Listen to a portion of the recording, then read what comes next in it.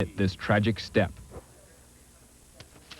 China, India, and Indonesia are also condemning the attacks and calling for them to stop. Troops from Arizona will be helping with Operation Allied Forces. EC-130 aircraft like this one from Davis-Monthan Air Force Base in Tucson are stationed in Aviano, Italy. If called into combat, their mission is to disrupt radio communication between enemy forces. It is not clear if any Arizona air personnel were involved in yesterday's attack. When they left a little over a month ago, it was in preparation for these operations, so they've been there getting ready since then. About 200 airmen and women from Davis-Monthan are deployed for operations in the Balkans. The Air Force will not say if they have been called into combat. Well, the first day of airstrikes is complete. It looks like there will be another round today. And here to talk about the situation in Kosovo is our own Senator John McCain. Good morning, Senator. Good morning, Scott. How are you? Great. Thank you for joining us. How about the first round?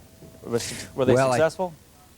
I think in terms of the fact that we did not lose any aircraft or Americans, I think that is certainly something that is important to all of us. The damage assessment has not been made yet, so it's difficult to know exactly what happened there. But this is clearly only the first day, and this is a much more dangerous environment for our pilots than existed and exists in Iraq. President Clinton went on the air last night and gave 3 reasons for the mission. Do you agree with those reasons?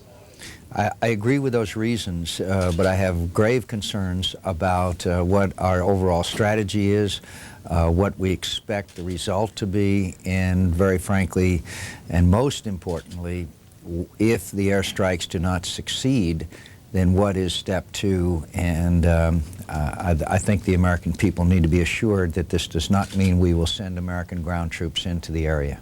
Well, what would you recommend if it doesn't work? I would recommend that the Europeans, this is primarily a European problem, that the Europeans use their troops to take care of the situation if necessary in a combat regime. How do you feel about Russia cutting its ties to NATO because of this?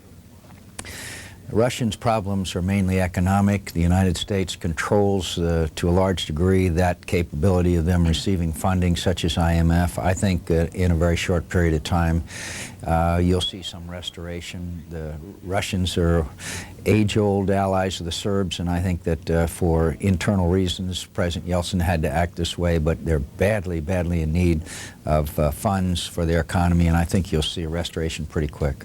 I think a lot of the American public are questioning this, saying, how do you force peace? I mean, can that be done?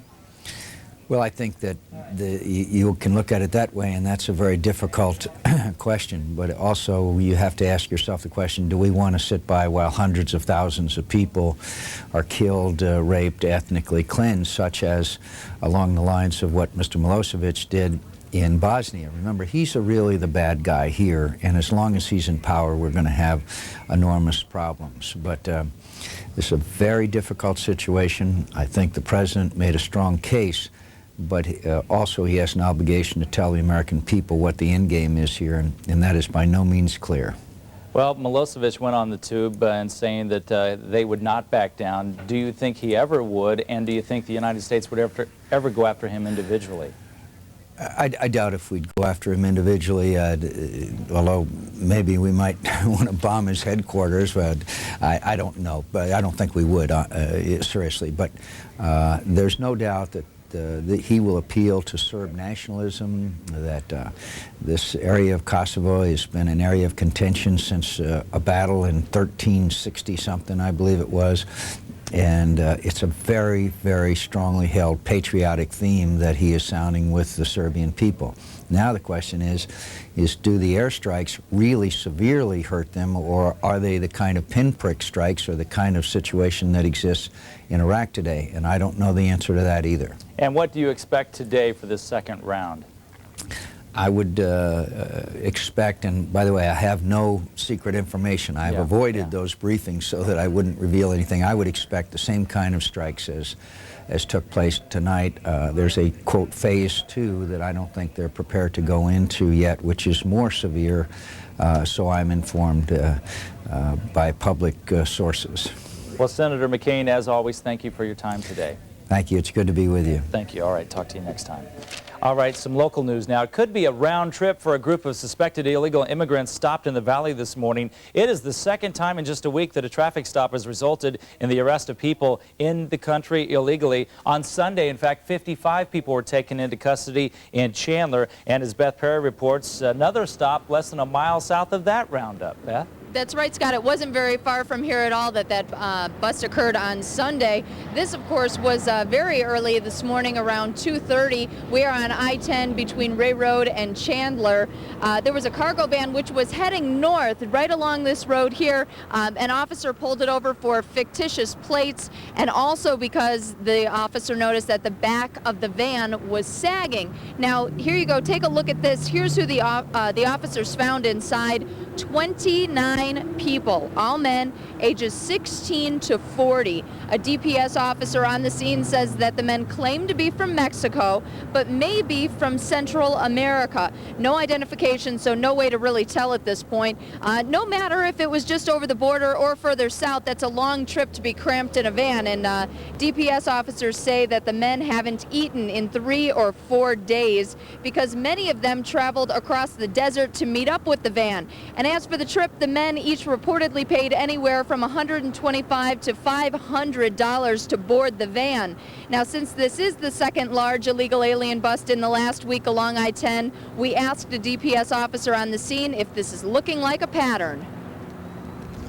Well, apparently, from what we understand, in speaking with the Border Patrol, there's been a lot of problems with a lot of the illegal aliens getting into the vans and trucks and pickup trucks, and they're coming towards Phoenix apparently to get jobs and so forth. Now, all 29 men have been bussed from here to the INS offices, where we understand they will be fed, and then, Scott, they will be deported. All righty, Beth, thank you very much. Well, we now know the details of that deal that stopped the America West flight attendants strike. Under the tentative agreement, flight attendants' pay would soar from $12,800 a year for new employees to $14,400. Top-level flight attendants could increase pay from $22,000 to $32,200. They would also receive a per diem and $3.1 million in bonuses. The contract must still be approved by a vote through the mail. The Arizona Board of Medical Examiners and the Department of Health Services are investigating the case of a 13-year-old Valley girl who died of a ruptured appendix. Mesa Dr. Stuart Agren denies that he refused to treat 13-year-old Griselda Zamora, saying the girl did not appear critically ill when she came to his clinic last Thursday. Well, a few hours after leaving his office, Zamora died at Good Samaritan Hospital. Griselda's father says Agren turned her down because she had no insurance. Dr. Agren says that is not true. All right, time for sports. Suns kicked off a 3-game road trip with a stopover in Shackland to take on the Lakers last night. This would be tough. Jack knows it. He's been there. All right, Suns came out firing. Luke Longley would throw it down, and Suns up 16-4 at that point. Lakers would come back, though, with some nice outside Jays. Lakers would take the lead in the second half. Check it out. Shaq all the way to the other end for the dunk. But the Suns were tough in the end. Jason Kidd with 21 of his 23 in the second half last night. And the Suns, how about it, go on to beat the Lakers 106-101 your final, and another tough game in Portland tonight. D-backs faced a legend in Peoria, a country music legend that is, taking on Garth Brooks and the Pods, although probably not too worried about Garth. Buck Showalter showing some mid-season, well, I'd say that was beginning season arguing form, and he was heaved out of the game. And this is what he missed. Jay Bell doubles down the left field line. 2 runs come around and score. 3-run Snakes. Garth Brooks, little blooper. Come on, Garth. Didn't quite make it. Game went to extra innings. 12th. Andy Fox gives the D-backs 6-3 lead with the 2-run shot, but the Pods would come back and score 4 in the bottom of the inning. And there's your winning run. D-backs drop a tough one, 7-6, although a loss, but great game for the fans out there yesterday. Yeah, it looked like it. And Garth Brooks, I mean, granted, you know, he needs a little practice running, but he gets it on stage. I mean, he runs back and forth on that stage. It's on a good show. He swings from cables. The man does it all. By the way, Coyotes playing the Capitals at home tonight with Jeremy Roenick, who was not suspended after that huge hit against Mike Modano a couple days ago. Man, that one hurt, I'll tell you. Yeah, he got off the hook there. It is 7:12. Thanks, Scott. Well, Bruce Hafner is up in News Chopper 3 manning traffic. It's a gorgeous day. Yeah, it's very nice us out, and I'll tell you what, the freeways are doing great this morning. We've had very few problems right now. We're over the Ahwatukee area, right around Elliott, right below us, and boy, there goes the interstate. Look at that. It's usually bumper to bumper, but boy, the traffic's moving pretty smoothly here until it hits the transition there at the Superstition Freeway. But once you get past that, back up to speed. And there are no other problems to report on any of the other freeways right now. So I think we're going to go sit down somewhere, Tara, and eat breakfast. I'm sorry, Bruce? We're going to sit down somewhere, land, and eat our breakfast. Got some homemade muffins up here this morning. Does everyone have food but us? Terry's got that breakfast out at the hole in the wall. You've got those muffins, food. Yeah. I'm trying to talk to our producer. For a third day in a row, Lisa made homemade muffins, some blueberry muffins, He is so and nice. we're about ready to polish these muffins off. What do you think of Wow, that? those look pretty good, actually. Oh man, they're great. Hey, send some our way. Again, hover over us, drop one. We can catch it. Remember those little soldiers you'd get as a kid at fairs and throw them up in the air with the parachute?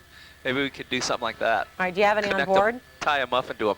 Actually, you know who's here? He's got nothing to do for 40 minutes. Sean Waynes is in the studio and said he'd run to Starbucks or anything we needed. He'll take care of. Give me a pound of that coffee. So maybe he can meet you somewhere and grab some of those muffins. Actually, it looks like he's reading the paper and ignoring me. So, all right. Working the cell phone. He's got his glasses. Hey, what's going on? Hey, Oh, from the nothing, chopper. Sean. Nothing at all. We need to have him go get us something. What do you think? I think so. All right, we'll put him to work. Starbucks. Starbucks. Give me one of those lattes. Coffee latte? You bet. We'll work on that, Bruce. When we come back, the United States and Mexico share a border, but many think that we are worlds apart. Schools in Tempe and Mexico, though, are proving that isn't necessarily true, as Gianna Boomersbach shows us in her hurrah for Arizona. Just let youngsters offer hands across the border.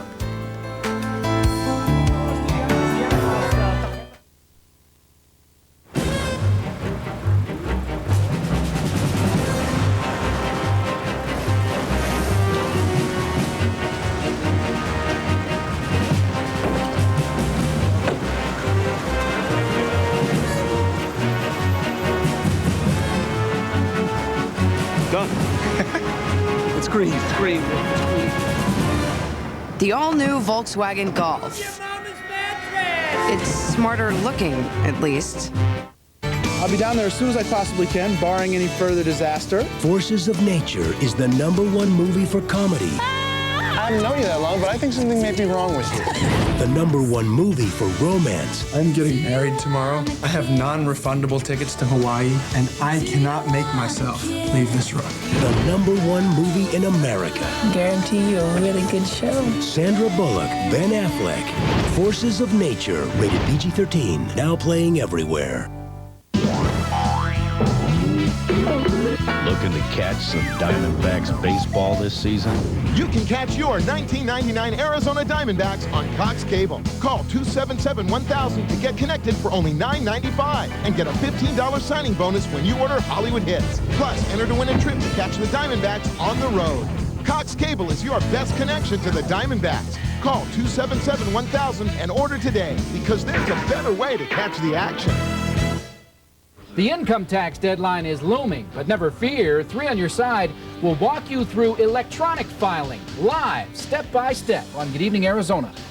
Hey, you're not the only one who gets migraines. Your kids can too. Around 5:40, I'll show you how to read the symptoms and get relief tailored just for kids. Hey, Green Thumbers, we're taking you to a new store filled with special one-of-a-kind items for your lawn and garden on the next Good Evening Arizona from 4:30 to 6:30 on 3 TV. It's the Jeep Spring event, and great deals on your favorite Jeep vehicles are showing up wherever you look. Like a low $359 a month lease rate on the rugged Go Anywhere Grand Cherokee Laredo. Now with more power, more safety, more capability, and more luxury than ever before. The landscape will never be the same during the Jeep Spring event, the event that's getting everyone to sit up and take notice. See your Arizona Jeep dealer. This portion of Good Morning Arizona is brought to you by Jeep Eagle. We're going to walk in after. Good morning, Arizona. Gianna Boomersbach, who are all these people? Aren't these cute kids? These are the children from Kyrene Middle School. Where are you? in Tempe, Kyrene Middle School in Tempe, and they are part of My Hurrah for Arizona. You're In fact, they are My Hurrah for Arizona. I thought this was part of our live studio audience today. I know, it could be a live studio audience, but today this is this very, very special hurrah. Wait till you see this.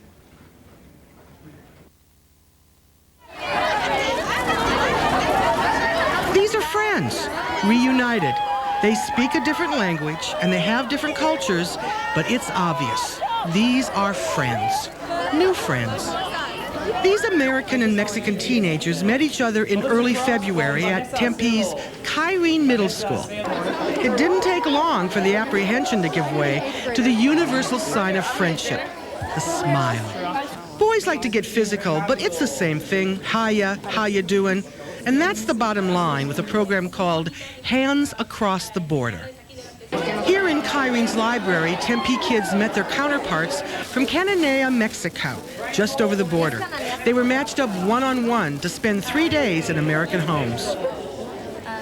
Neither side was very fluent in the other's language, but it didn't take long to see there was lots of communication going on.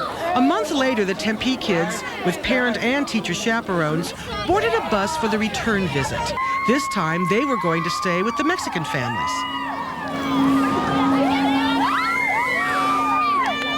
The welcome was particularly warm, as new friends picked up right where they'd left off.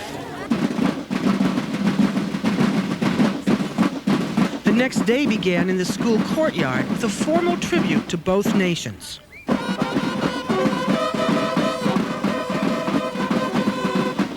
Of course, the weekend included lots of fun times, but the real focus was on family life.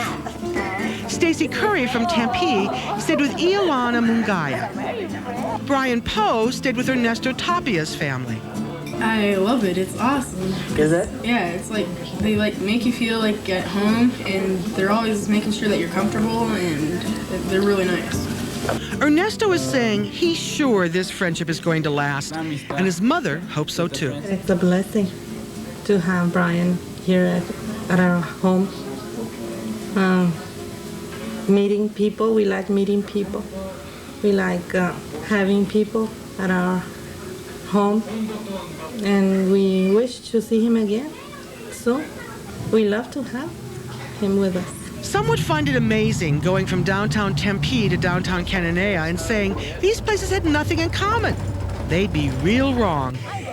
These youngsters have reached their hands across the border in friendship, but the ties between Arizona and Sonora, Mexico are a lot deeper. The same copper that runs under our state is mined right here. And the other mother lode between these communities, well, listen to what the Tempe kids say they learned. That people in a different country aren't that different from us. Well, you learn a lot about them, and you know what they're really like. And so you can't be prejudiced against someone if you know what they're really like. Even though they don't have as much, they still live a really good life. We should respect other places and not just our own. I want to go out there and meet all kinds of people. A lot of economic differences, like the type of cars, the roads are different, but the people are the same. We can communicate well even though we don't speak the same language. I like how friendly the people are, and just like how easygoing the culture is. It's not as uptight as the American culture is, I think. People can make friends no matter what race or religion or anything. From being in the Hands Across the Border program, I've sort of learned that even though they don't have malls or movie theaters or these big party places and stuff like that, they've found different ways to be happy, and they don't, even though they're a little bit more povertized, they have just as much of a meaning of life, and they have a great time. And then too soon, it's time to go. This is the 7th year that Kyrene Middle School has stretched its hands across the border, and it knows some of these friendships will last a long time.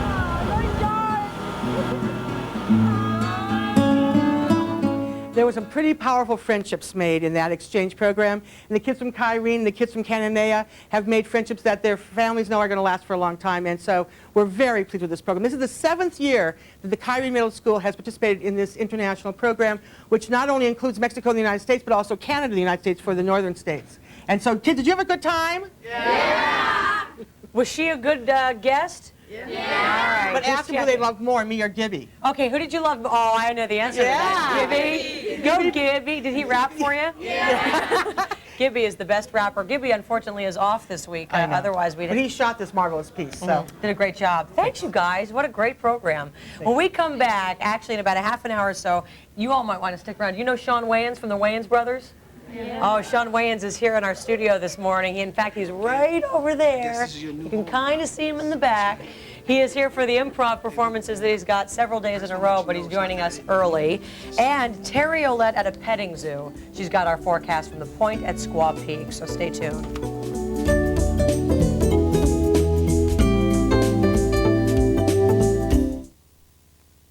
This is the big one.